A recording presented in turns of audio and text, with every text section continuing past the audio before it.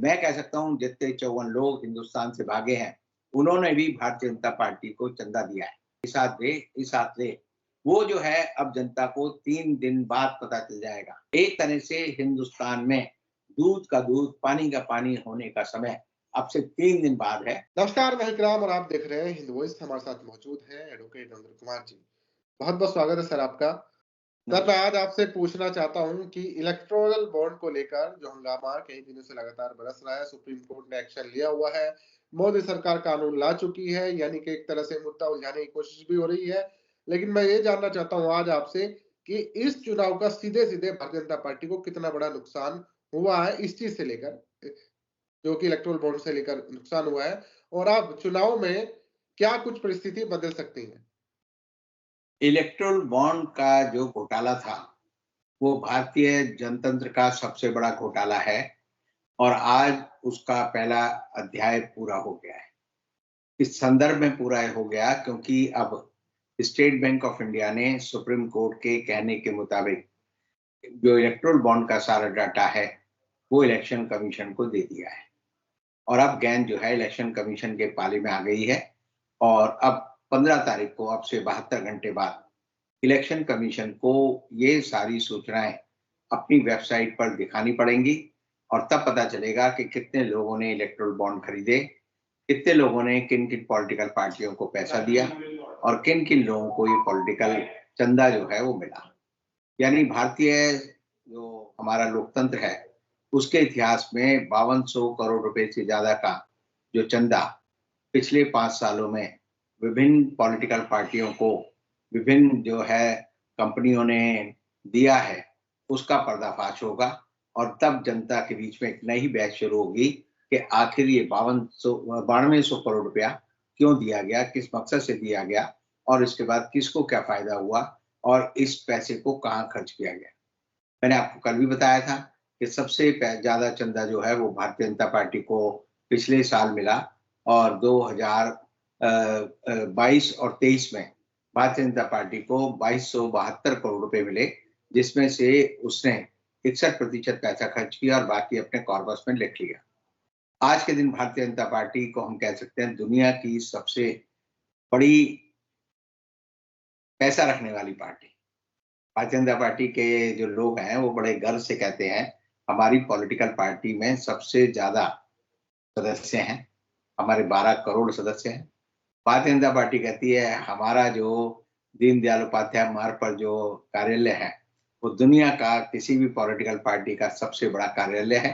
क्योंकि उसमें 5.5 लाख वर्ग फीट का हमारा कार्यालय है। भारतीय जनता पार्टी ये दावा करती है कि हम एक ऐसी पॉलिटिकल पार्टी है हिंदुस्तान में जिसका हर जिले में दफ्तर है और हर दफ्तर जो है वो 5 स्टार स्टाइल का बना हुआ है और उसमें जो है सारी वो सुविधाएं जो किसी होटल में हो सकती हैं। और अब भारतीय जनता पार्टी का ये भी पता चलेगा कि उसके पास 6500 करोड़ रुपए का जो चंदा है, जो उसका हम कहेंगे कि उसके फंड में जो पैसा है, वो कहाँ से आया, किसने दिया और कैसे पता लगा। और इसकी वजह से सबसे ज़्यादा अगर कोई सासत में या परेशानी में कोई राजनीतिक दल है, तो भारतीय जनता पार्टी है। भारतीय जनता पार्टी के नेताओं को आज के दिन नींद नहीं आई थी। आज के दिन समझिए कि उनके आधे कपड़े उतर गए हैं और आधे कपड़े जो है 15 तारीख को 5 बजे उतर जाएँगे और तब जनता को पता चल जाएगा कि जो पार्टी कहती है कि हम गरीब के साथ हैं, एक अकेला सब पर भारी। तब ये नारा जो था एक ज़माने में गब्बर सिंह का होता था शोले फ़िल्म में। वो शोले में फ़िल्म में गब्बर कहता था कि जब कोई बच्चा रात को नहीं सोता, तो उसकी माँ कहती है सो जा बेटा, नहीं तो गब्बर आ जाएगा।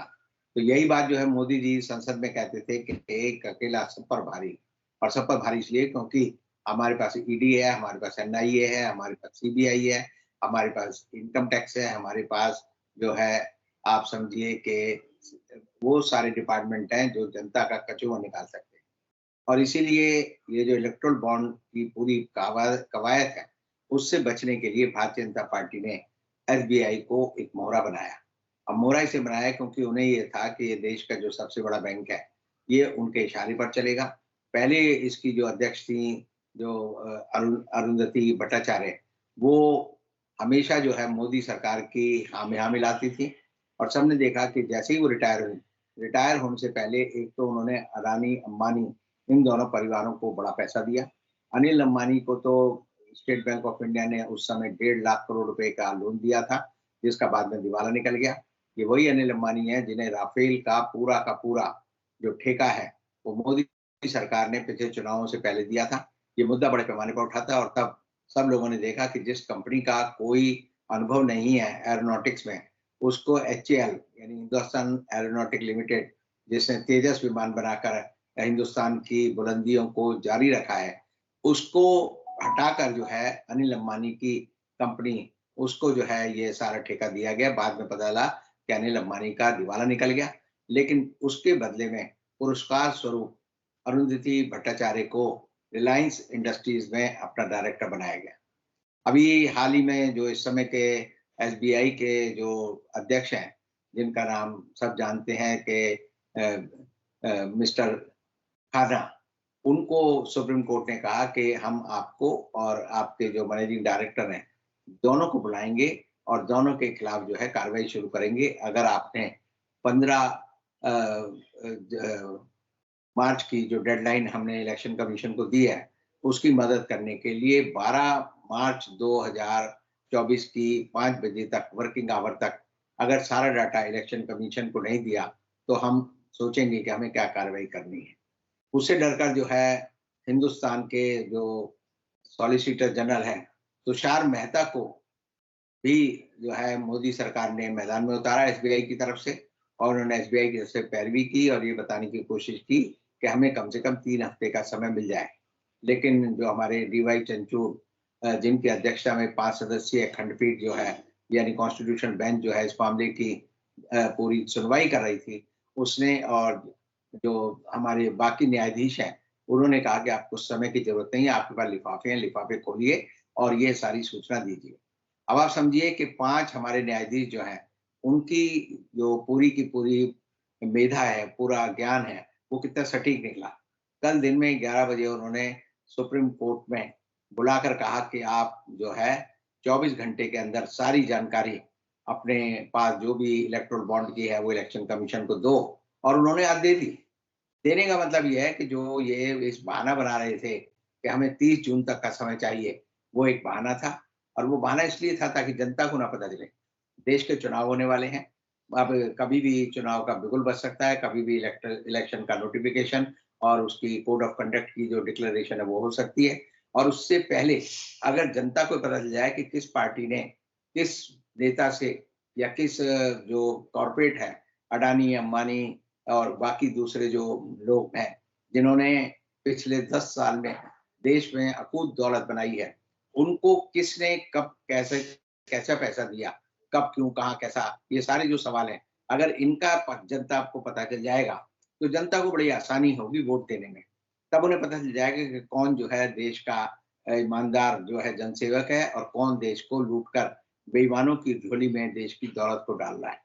इससे बचने के लिए एसबीआई को मोहरा बनाया गया, और एसबीआई को मोहरा बनाने के बावजूद भी एसबीआई पे जो चाबुक चला, उसकी वजह से एसबीआई ने सारी जानकारी अब दे दी है। अब एसबीआई के पास कोई छुपाने के लिए कोई बात नहीं है, और आप इससे अंदाजा लगा सकते हैं, पूरी की पूरी जनता को पता चल जाएगा 3 दिन बाद कि किसको कितना पैसा कब कैसे किस दिन दिया गया, और उसके बदले में उसको कौन सी सरकारी कंपनी दी गई, कौन सा उसका जो है कर माफ किया गया, किस तरह का उसको जेल जाने से या उसके केस वापस लेने का काम हुआ, और इससे सारी जानकारी छन छन कर वापस आ जाएगी। 12,217 टोटल जो है हमारे पास जो अभी आंकड़े हैं, वही बताते हैं कि इलेक्ट्रोल बॉन्ड जो बिके वो 22,217 थे।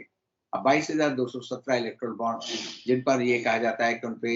एक विशेष स्याही से उनके कोड नंबर थे, जिनको सिर्फ जो है फ्लोरेसेंट लाइट में ही पढ़ा जा सकता था, और जिसको बाद में बहुत सारे लोगों ने बताया भी कि उनको पढ़ना नामुमकिन नहीं है। तो ये बात भी जो है अब जनता को पता चल जाएगी कि किस तारीख को किस आदमी ने कितने इलेक्ट्रोल बॉन्ड खरीदे, और किस तारीख को, अगर अखबारों को पढ़ने वाले लोग हैं जो चीजों को जोड़ते हैं, इवन गूगल सर्च पे भी डालेंगे तो आपको पता चल जाएगा किस कंपनी को कौन सा लाभ हुआ है। बहुत सारे ऐसे राज खुलेंगे कि क्यों एयर इंडिया जो है टाटा को मिली, क्यों इंडियन रेलवे जो है वो अडानी को मिली, कौन सा स्टेशन कब बेचा गया, कौन सा हवाई अड्डा कब अडानी को मिला, कब जो है कौन सी सरकारी कंपनी बेची गई। और आप देखिए बड़े मजे की बात यह है कि जब से हिडनबर्ग की रिपोर्ट आई पिछले साल 22 जनवरी को, उसके बाद 22 जनवरी से आज तक अडानी ने कोई बड़ी कंपनी नहीं खरीदी। उसकी कंपनियां खरीदने में रोक लग गई, क्योंकि अडानी का पर्दाफाश जो है उसको पता चल गया कि मेरे ऊपर निगाह रखी जा रही है। तो अब एक तरह से आप समझ सकते हैं विनोद अडानी, गौतम अडानी, महेश वो मुकेश अंबानी और अनिल अंबानी, और जो अनिल अग्रवाल हैं और दूसरे लोग हैं, जी वाले सुभाष चंद्रा हैं, सबके बारे में भी पता चलेगा कि कैसे जो 24 लाख करोड़ का लोन उन्होंने बैंकों से लिया था और जिसको माफ किया गया, उसकी डेट भी मिलाई जा सकती है कि इधर पैसा दिया, इधर पैसा लिया, इधर पैसा दिया, इधर ये आदमी विदेश भाग गया। जो 54 लोग विदेश भागे हैं, उन्होंने भी, मैं आपको कह सकता हूँ, अभी जबकि ये जानकारी पब्लिक के डोमेन में नहीं आई है, कि मैं कह सकता हूँ जितने 54 लोग हिंदुस्तान से भागे हैं, उन्होंने भी भारतीय जनता पार्टी को चंदा दिया है। ये बात किसी से छिपी नहीं है कि जिस तरह से जब जो ललित मोदी है, जब हिंदुस्तान से भाग रहा था, तब हिंदुस्तान की जो उस समय की विदेश मंत्री थी सुषमा स्वराज, उन्होंने कहा कि मैं मानवीय आधार पर इसकी मदद कर रही हूँ। इससे पहले सबको पता है कि जिस तरह से जो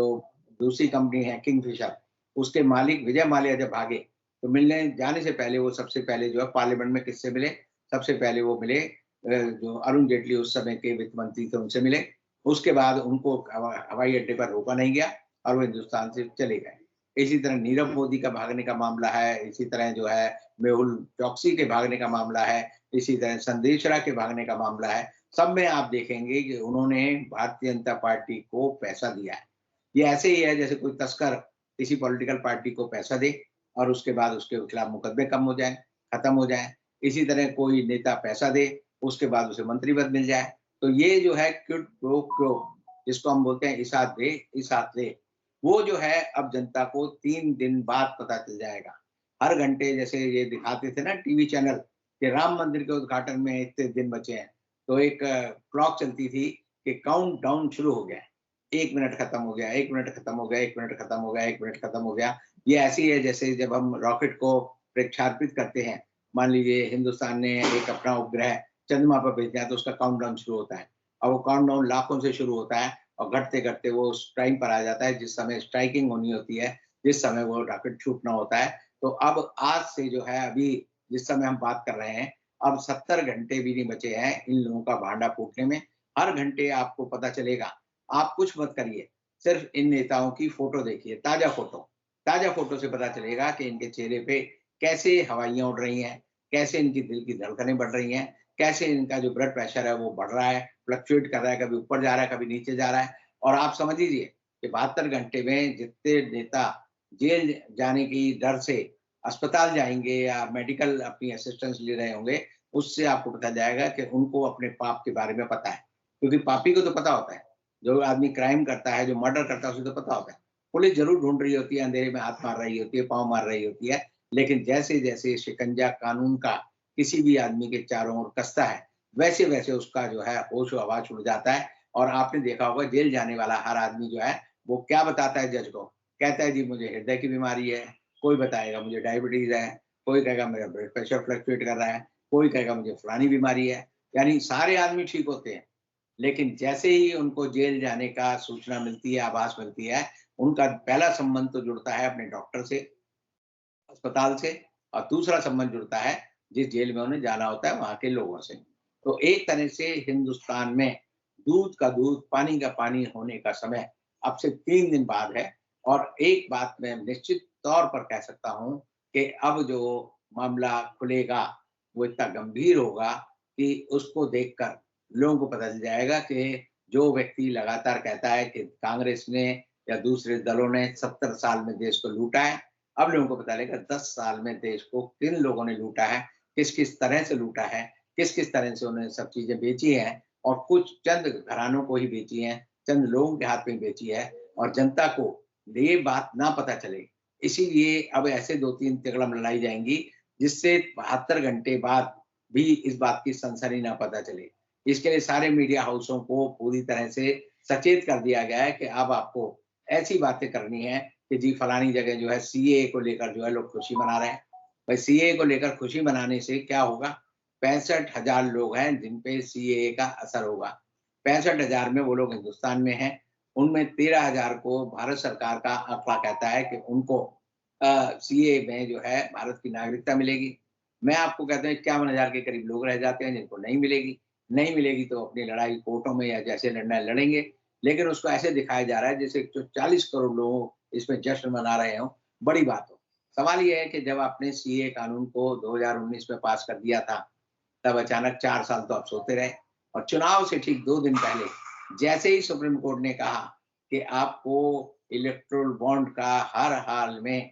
पूरा का पूरा भांडा फोड़ना पड़ेगा, उसी दिन जो है सीएए के रूल्स लागू हो गए और उसको सरकार और भारतीय जनता पार्टी ऐसे दिखा रही है जैसे लोग देश जश्न मना रहे हैं। और जिस पे असर पड़ रहा है या तो वो दुःख मनाएगा, बाकियों को जश्न मनाने की इसमें कोई ऐसी बात नहीं है। अगर ये कहें कि भई एनआरसी का कोई दाँव सरकार अब चलना चाहती है, तो वो चलेगी तो उसका असर ज़रूर पड़ सकता है, क्योंकि उसमें सबको अपने कागज़ दिखाने पड़ेंगे। भारतीय जनता पार्टी लोगों से हमेशा कहती है कागज़ दिखाने पड़ेंगे, लेकिन जब इलेक्शन कमीशन ने और एसबीआई ने अपने कागज़ दिखाने थे, तो सरकार ने अपने अदृश्य हाथों से उसे रोक दिया और कहा कि तुम मत दिखाओ। ये सुप्रीम कोर्ट के 5 जजों की एक जिद है, जिन्होंने कहा कि न्याय के लिए और देश के लोकतंत्र के लिए ठीक चुनाव के मौके पर जनता को जानने का हक है कि जो राजनीतिक दल उनके ऊपर शासन कर रहे हैं, उनको चंदा कहाँ से मिल रहा है, कौन दे रहा है, वो पता चलना चाहिए और ये जानने का जो हमारा अधिकार है, राइट टू इन्फॉर्मेशन, जिसको मोदी सरकार ने सबसे ज़्यादा दबाया है, कुचला है, उसका सबसे ज़्यादा हनन किया है, उसमें ऐसे-ऐसे संशोधन किए हैं, जिससे उसकी जान निकल जाए। लेकिन आखिरकार उसी राइट टू इन्फॉर्मेशन को सुप्रीम कोर्ट ने दोबारा फिर खड़ा कर दिया है और वो खड़ा होकर जो है मोदी सरकार को पूरी तरह से अपने चंगुल में लेने के लिए तैयार है और ये एक तरह से देश के लोकतंत्र की जीत है और ये बताती है कि हिंदुस्तान आने वाले समय में उन सब भ्रष्ट लोगों को जेल भेजेगा, जिन्होंने सत्ता का दुरुपयोग करके, कानून को तोड़-मरोड़ के, कानून के गलत इस्तेमाल करके देश के लोकतंत्र को बेचा है और कुछ लोगों ने जिन्होंने देश की संपत्ति को खरीदा है, उनको भी ये कानून सबक सिखाएगा, ये मेरा मानना है। सर, ये बात तो ठीक है, लेकिन मैं आज आपसे भी जानना चाहता हूँ क्योंकि आप भी सुप्रीम कोर्ट के वकील हैं, दुनिया आपको जानती है और लोग आपसे सवाल पूछते हैं कि आप इस पर क्या करेंगे? आपका इस पर रुख क्या है? मेरा मानना है कि मैं इसमें कई दिनों से यानी मैं कहूँगा कई सालों से इस बात पे लगा था। बहुत सारी मैं तथ्य जुटा रहा था कि कैसे जिन लोगों को बार-बार मैं कहता हूँ कि चोर हैं, इन्होंने देश की संपत्ति को लूटा है, उनको कैसे उनकी जो कमाई है, काली कमाई, उसका उनको दंड दिलाया जाए। उसके लिए मैं आपको आश्वस्त कर सकता हूँ कि मैंने वो पूरी तैयारी कर रखी है और मैं ये कह सकता हूँ कि जैसे ही इलेक्टोरल बॉन्ड का ये चिन्ह बाहर आएगा, तो आप देखेंगे जिन-जिन लोगों के नाम मैं लेता हूँ कि इन्होंने देश को लूटा है, मैं अपने दम पे ये कह सकता हूँ कि वो सब हिंदुस्तान की तिहाड़ जेल में बंद होंगे और बड़ी जल्दी है।